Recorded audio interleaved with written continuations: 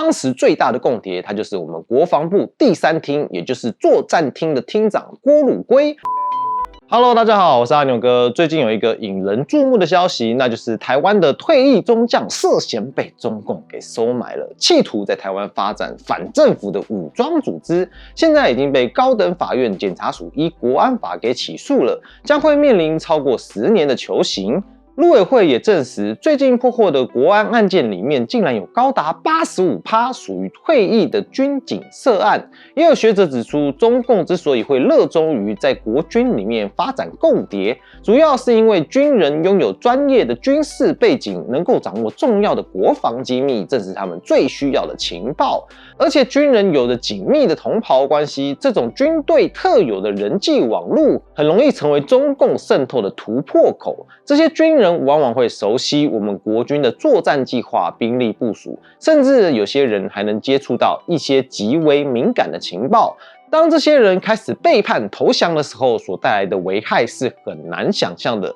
正因为如此，匪谍问题是我们必须要时刻警惕的。在这里还是要提醒大家，面对中共的收买、渗透跟分化，我们每一个人都要坚定民主信念跟提高警觉，珍惜来之不易的自由生活。今天我想来说一说历史上的共谍是怎么打入我们内部窃取军事机密的，还有国军精锐的伞兵部队是如何被策反投共的。前事不忘，后事之师，希望能够唤醒国人同胞，小心匪谍就在你身边。这样的反共防谍意识，一起守护自由、民主跟法治的生活，守护我们中华民国的宪政体制。先从打入我们国防部的最大共谍开始说起。在国共内战期间，国军的作战计划被共产党知道的一清二楚。当时最大的共谍，他就是我们国防部第3厅，也就是作战厅的厅长郭汝瑰。这个我们很久以前有做过短讲，当时我们给他的称号是中华民国的送行者。郭汝瑰1907年出生在四川，1952年入了黄埔军校第5期，当时正是第一次国共合作的时候。周恩来等共产党人在黄埔军校担任要职，公开宣扬共产主义，郭哥也就受到了影响，秘密加入了共产党。后来因为去日本士官学校留学，跟中共失去了组织联系，回国以后进入陆军大学，成为了受人尊敬的天子门生。毕业后进入了陈诚的18军，并在1937年淞沪抗战里面，因为战功受到了陈诚的青睐。1945年5月，郭哥从英国考察回来以后，被任命为军务署长。这时他重新跟中共的地下党接头。郭哥送给中共的第一份情报是属于绝密的国军战斗序列。抗战胜利以后，郭哥作为中国战区受降最高指挥官何应钦的随员，跟何哥一起到了南京接受日本投降。只是抗战才刚结束，国共内战就爆发了。美国出面成立了由马歇尔、张治中、周恩来组成的3人停战小组，郭汝瑰被任命为张治中的副手，并周旋于陈诚、何应钦、顾祝同、白崇禧等军政要员之间，可谓是得心应手、春风得意，前途不可限量。当然，对他最宠幸的还是陈诚。不久后，蒋经国也开始注意到他。1946年5月，郭哥随着军政部由重庆迁回到了南京，住在4条巷里面。当时蒋经国住在3条巷，两个人也算是近邻。有一天，小蒋来串门子，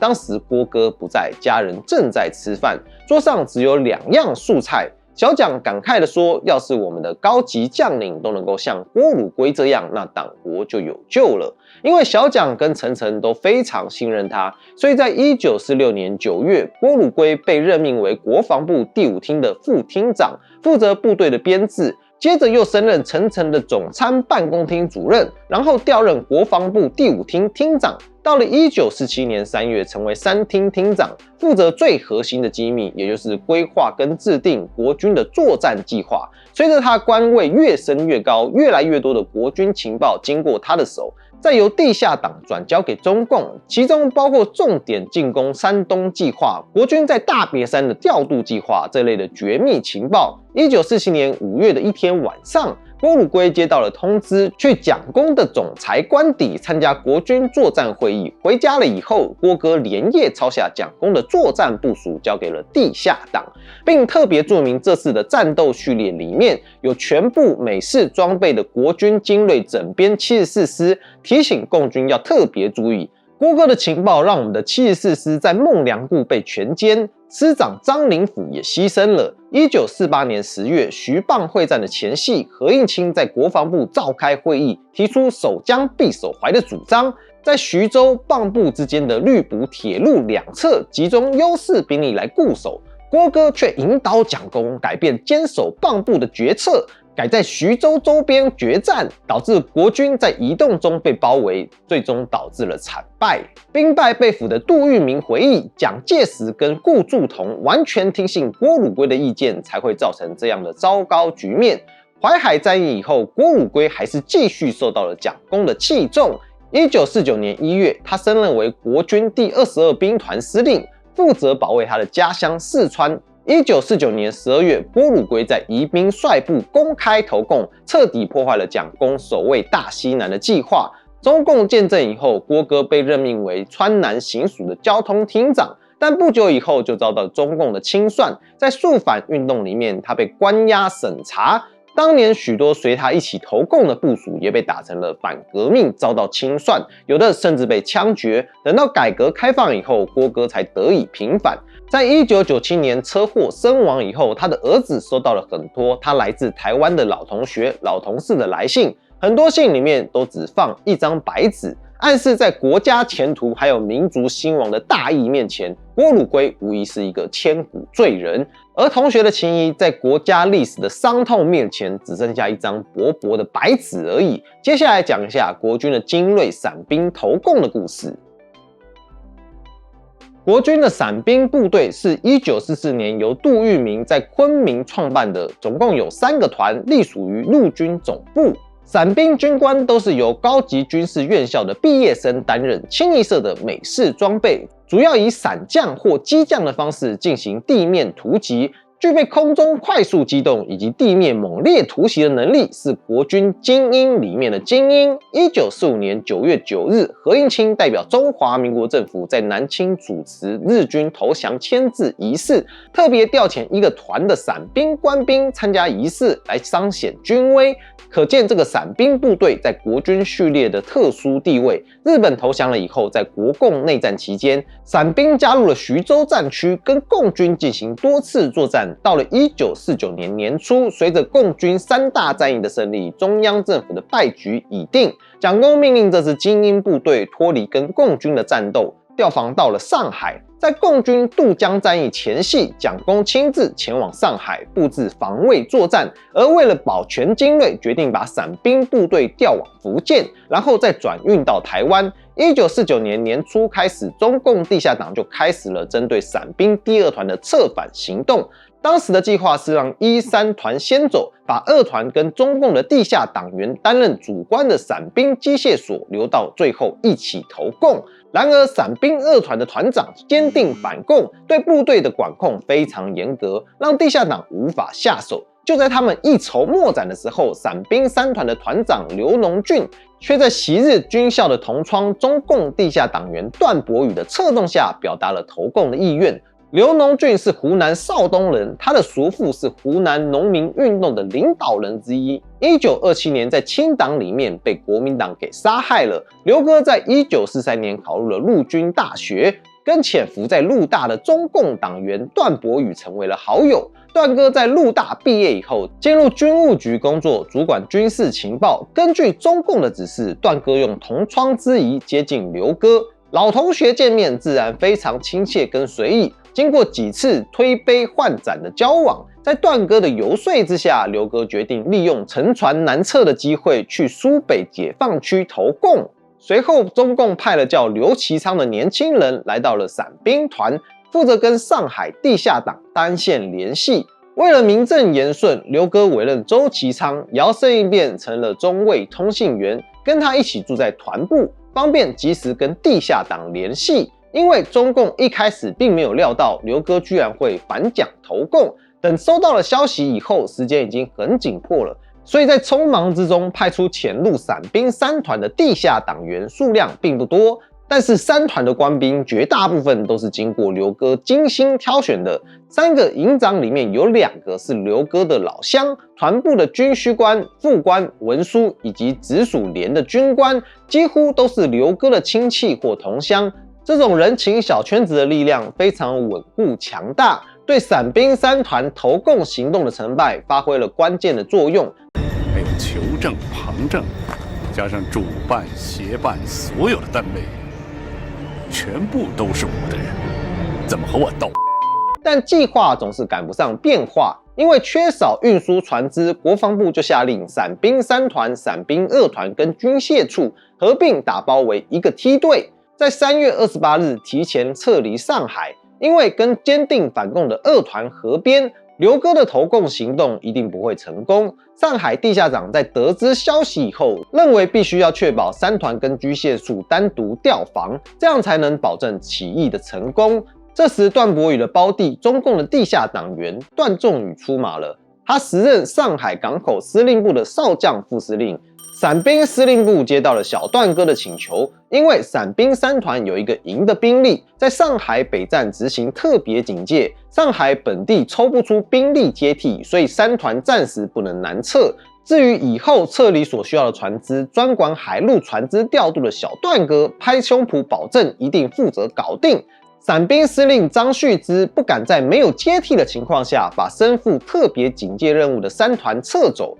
张哥向国防部报告，3团延期到4月13日，跟军械所一起撤离福州。国防部同意了这个安排，这正是中共地下党所期盼的。4月9日上午，中共地下党成立了由刘哥担任总指挥的5人起义指挥部，同时由中共党员跟积极分子组成了武装纠察队，密切监督跟处理突发状况。中共上海局杀气腾腾地宣布，起义的时候对于武力抗拒者坚决镇压，绝不留情。4月13日上午，伞兵3团跟军械处2500多名官兵在黄埔码头登船，因为进行枪弹分离的管制，不知情的官兵们拿着没有子弹的空枪，被安排住进了底舱。刘哥抽调亲信，组成了武装纠察队，由潜伏在3团的地下党员担任正副队长，负责航行期间的镇压工作。晚上7点30分，登陆舰来到了东海花鸟岛以东的海面上，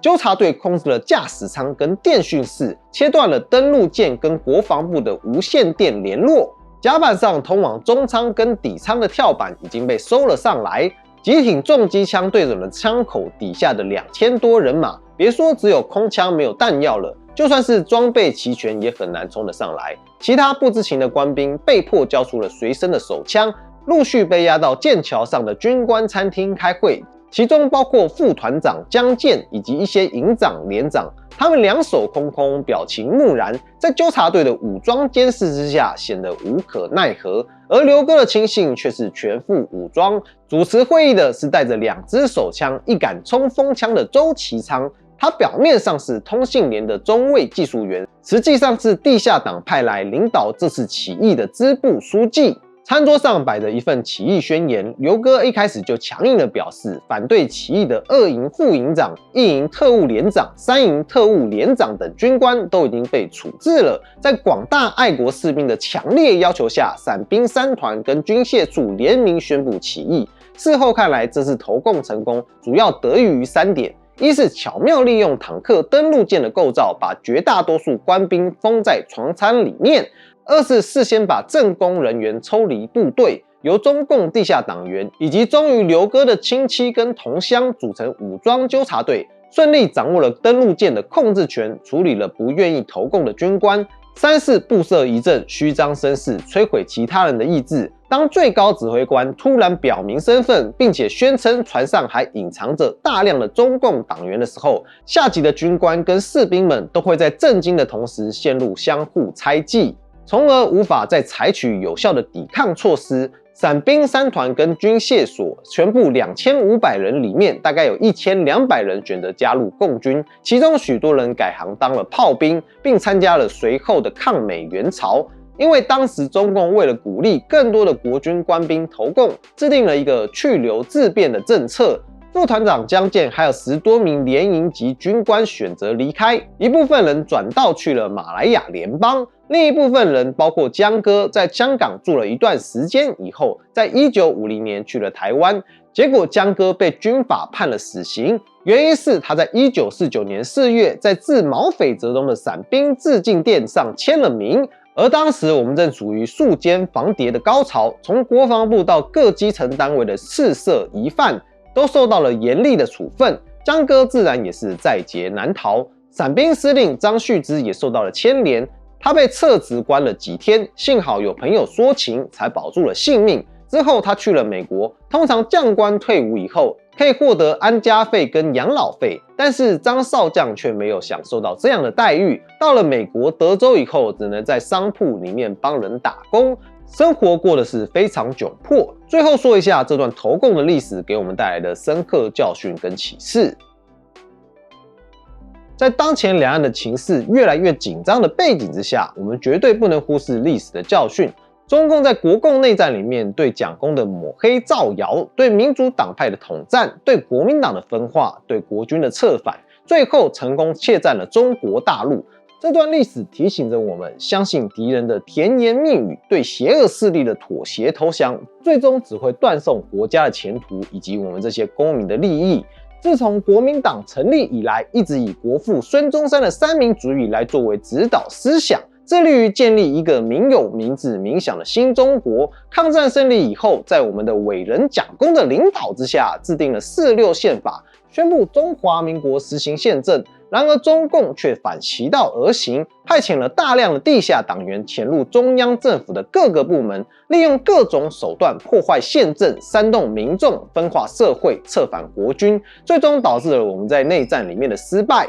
中央政府败退到了台湾，历史告诉我们，无论是国家、民族还是政党，都必须保持高度警惕，防止内部被敌对势力渗透。蒋公在抗战胜利以后，没有及时发现跟应对中共的渗透、分化跟破坏，导致内部出现了分裂跟动荡，政府失去了凝聚力，社会矛盾加剧，最终失去了人民的支持。我们失去了华夏故土的历史教训是深刻而严峻的。这些投共的人不只背叛了国民革命，背叛了三民主义，更是对国家、民族跟人民，乃至于对中华文化造成了不可逆的巨大伤害。当历史的脚步走到了今天，许多民主国家终于警惕了，开始团结起来，共同应对中共对自由世界的侵害跟扩张。蒋公一辈子都等不到的国际局势，今天终于出现了。中国国民党应该要坚守我们中华民国的民主制度，捍卫自由跟人权，